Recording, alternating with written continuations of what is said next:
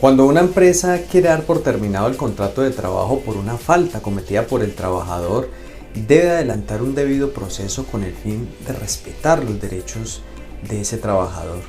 Lastimosamente en Colombia la mayoría de las empresas no realiza un correcto proceso disciplinario, vulnerando de esta manera los derechos del trabajador. Por eso, si eres trabajador o eres empresario o empleador y quieres saber cuál es la forma correcta de aplicar un debido proceso en un procedimiento disciplinario en contra de un trabajador, te invito a que te quedes hasta el final del video. Antes de iniciar a profundidad con este tema, quiero recordarte que la Ley 2213/2022 permite que de forma preferencial todos los procesos se adelanten de forma virtual. ¿Esto qué quiere decir? Que las audiencias se van a realizar a través de videoconferencia, que los memoriales, los recursos se pueden presentar a través de correo electrónico, y esto no solamente facilita la actividad para nosotros los abogados, sino también para que aquellos ciudadanos en cualquier parte del país puedan elegir un abogado de su preferencia, con menos costos, ya que ese abogado no va a cobrar viáticos por los desplazamientos que realice a la ciudad donde se está adelantando el proceso. Por eso, si requieres contratar mis servicios, no dudes en contactarme. En la descripción de este video vas a encontrar un link con los medios de contacto. Ahora sí, vamos a profundidad en el tema de hoy. En Colombia no existe una ley que reglamente el proceso disciplinario para las relaciones entre particulares.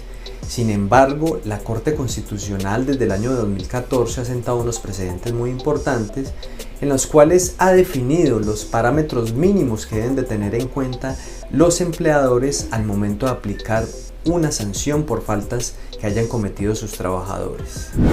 La falta de reglamentación de un proceso disciplinario entre particulares ha hecho que las empresas acudan a prácticas que van en contra de los derechos de los trabajadores, como por ejemplo coaccionar o amenazar al trabajador para que renuncie y no adelantarle un proceso disciplinario, o no dar una mala carta de recomendación, o no pagarle la liquidación oportunamente.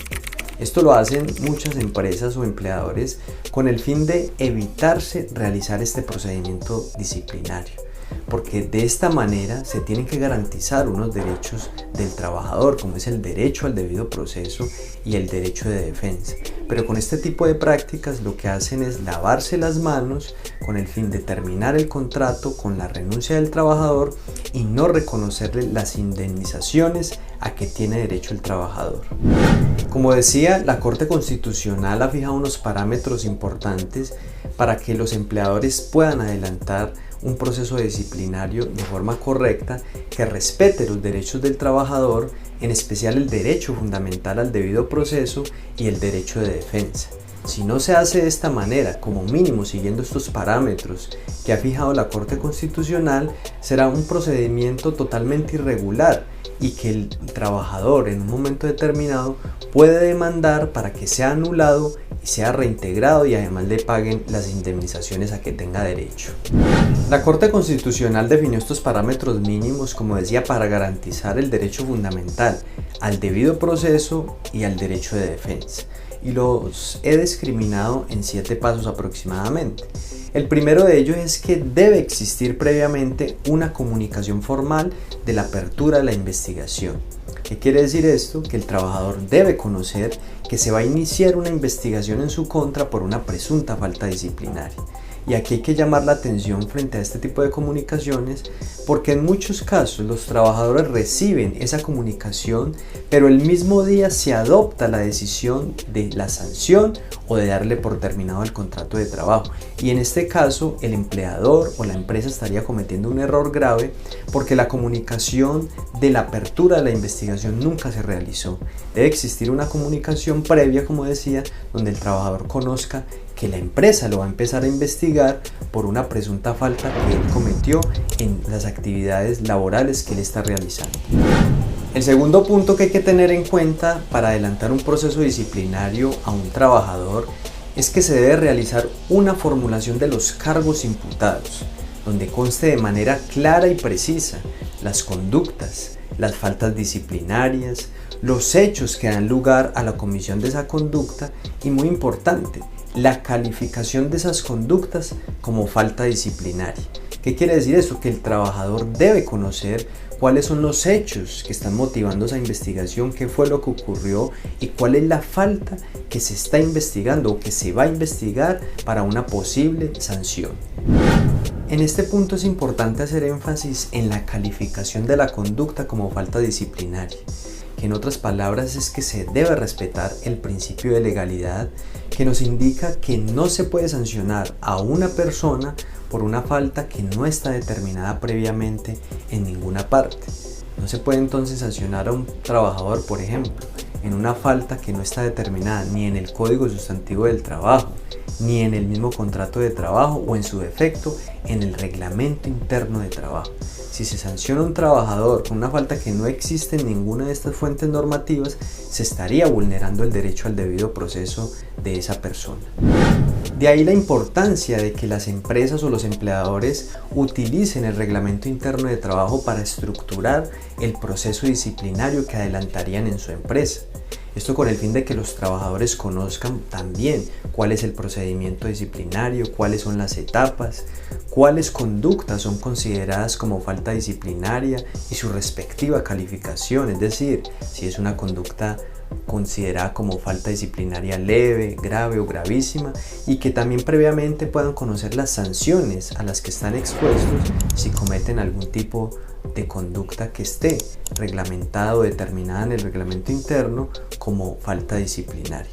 Esto va a facilitar mucho las cosas para las empresas y también para que los trabajadores conozcan cómo pueden defender sus derechos en caso de que incurran en una falta disciplinaria. El tercer punto es el traslado de las pruebas que fundamentan los cargos que se formularon en contra del trabajador. ¿Esto qué quiere decir? Que la empresa le tiene que entregar al trabajador las pruebas que recolectó para iniciar esa investigación disciplinaria. ¿Esto con el fin de qué? De que el trabajador conozca de primera mano esas pruebas que recolectó la empresa y que fundamentan esa presunta falta disciplinaria y esa investigación, y además de eso también pueda controvertirlas dentro del proceso. El cuarto punto es la indicación de un término para que el acusado, en este caso el trabajador, pueda formular sus descargos, controvertir las pruebas dentro del proceso y además presentar las pruebas que considere pertinentes. Con esto el trabajador estaría ejerciendo su derecho a la defensa y por consiguiente la empresa le estaría respetando este derecho fundamental. Es de relevancia tener en cuenta en este punto que se le debe dar un término razonable al trabajador para que pueda ejercer su derecho a la defensa.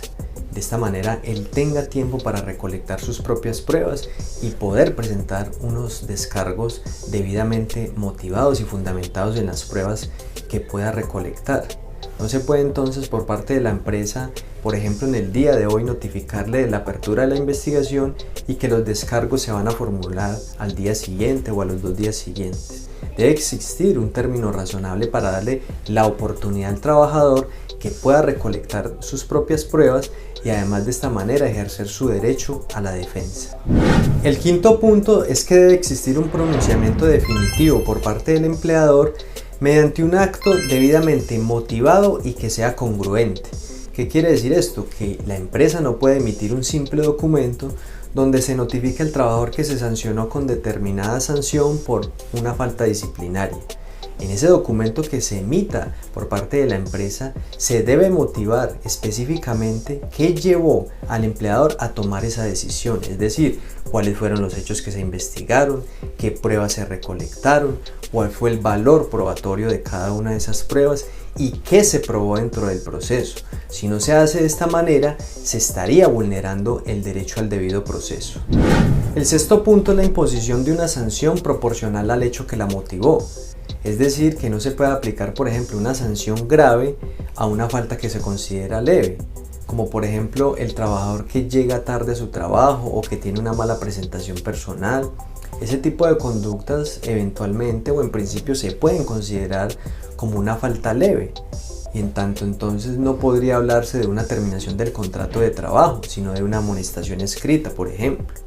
Por eso de ahí la importancia de que las empresas y los empleadores en su reglamento interno de trabajo determinen cuáles son las faltas disciplinarias, su respectiva calificación, es decir, cuáles son leves, cuáles son graves, cuáles son gravísimas, y además de eso, las sanciones a los que están expuestos los trabajadores en caso de que incurran en esas faltas disciplinarias.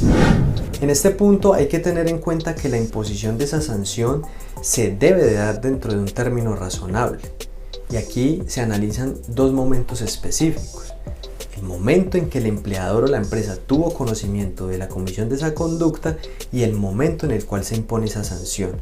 Por ejemplo, si el trabajador se está investigando por una riña que tuvo al interior de la empresa con un compañero de trabajo y lo agredió físicamente, y ese hecho ocurrió en abril y solo hasta el mes de octubre se sanciona a ese trabajador como falta disciplinaria, pues no podría hablarse de un término razonable para imponer esa sanción. No es justificable que una empresa se haya demorado tanto tiempo para realizar ese proceso disciplinario y además de imponer esa sanción. Por eso las empresas deben adoptar este tipo de criterios que ha adoptado la Corte Constitucional. Si bien es cierto, la ley no establece un término específico para que se imponga la sanción, la empresa sí debe justificar por qué, por ejemplo, en este caso se demoró tanto tiempo en imponer una sanción a un trabajador. El séptimo punto es la oportunidad que debe tener el trabajador para controvertir todas las decisiones que se hayan dado en el proceso mediante los recursos pertinentes. ¿Y ante quién se presentarían estos recursos? Ante el superior jerárquico que emitió la decisión. En este caso, por ejemplo, si el delegado para realizar esa investigación es el jefe de recursos humanos, pues el superior jerárquico sería en este caso el gerente de la empresa. Pero si el que tomó la decisión es el empleador o el gerente, que en últimas es el principal en la empresa y no existe un superior jerárquico, al trabajador le queda la vía de la justicia ordinaria o en su defecto de la vía constitucional a través de una acción de tutela. En caso de que el trabajador considere que no se realizó un correcto proceso disciplinario o que no se valoraron las pruebas correctamente, pues tiene dos vías para iniciar. Una de ellas es ante la jurisdicción constitucional, que en este caso es presentar una acción de tutela para que se proteja el derecho fundamental al debido proceso en caso de que no se hayan respetado las etapas que ya mencioné o no se haya respetado el derecho de defensa. Y la otra vía es presentar una demanda laboral ante la justicia ordinaria para que dentro de ese proceso también se pueda anular ese proceso, se soliciten las indemnizaciones que corresponden y además un posible reintegro. Hemos llegado hasta el final de este video, espero esta información te haya sido de mucha utilidad.